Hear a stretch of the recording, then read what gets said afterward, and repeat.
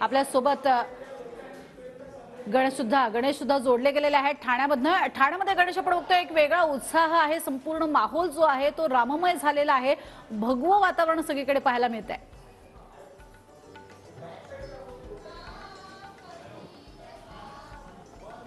नक्कीच प्रज्ञा, आपण सध्या ठाण्यात आहोत आणि ठाण्यामध्ये घोडबंदर परिसरात भगवं वातावरण झालेलं आहे आणि याच ठिकाणी जय श्रीरामाच्या घोषणा देखील आता या ठिकाणी होत आहेत। ठाण्यातील घोडबंदर वरुण गार्डन या परिसरात 20 बाय 40 फुटी असं राम मंदिर अयोध्याचं या ठिकाणी रांगोळी साकारण्यात आली आहे। त्याचबरोबर रामाची प्रतिकृती देखील या ठिकाणी साकारण्यात आली आहे।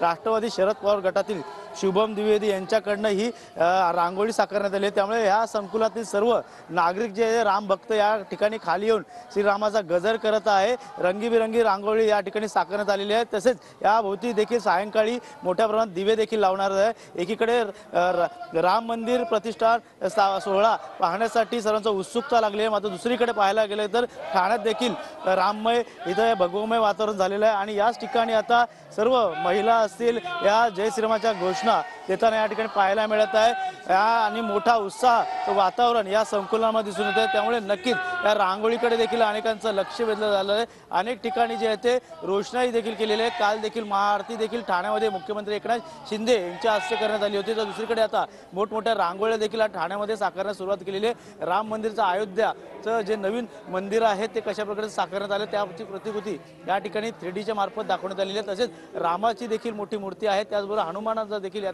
प्रतीक याकडे साकारण्यात आलेलं आहे। रांगोळी ही 20 बाय 40 फुटाची असल्यामुळे सर्वांचं लक्ष या ठिकाणी वेधत आहे। घोडबंदर परिसरातील सर्व नागरिक जे आहेत ते या रांगोळीला पाहण्यासाठी येत आहेत। त्यामुळे नक्कीच मोठं वातावरण जे आहे ते या संकुलामध्ये रघुपती राघव राजराम अशा प्रकारच्या घोषवाक्य या ठिकाणी करताना आपल्याला पाहायला मिळतात। नक्कीच आणि भक्तिमय वातावरण सध्या पाहायला मिळते। राममय झालेलं आहे ठाणे आणि थेट आपण जाणार आहोत नागपूरमध्ये। सध्या ठाणे शहरामध्ये कशा पद्धतीने राममय वातावरण झालेलं आहे त्याचा अनुभव आपण घेत आहोत। केवळ ठाण्यातच नव्हे, केवळ मुंबईतच नव्हे, तर संपूर्ण महाराष्ट्रात, संपूर्ण देशभरात आणि जगात जिथे जिथे मोठ्या संख्येने रामभक्त आहेत तिथे अक्षरशः राममय वातावरण झालेलं आहे। प्रत्येकाच्या मुखी रामनाम आपल्याला ऐकायला मिळतंय।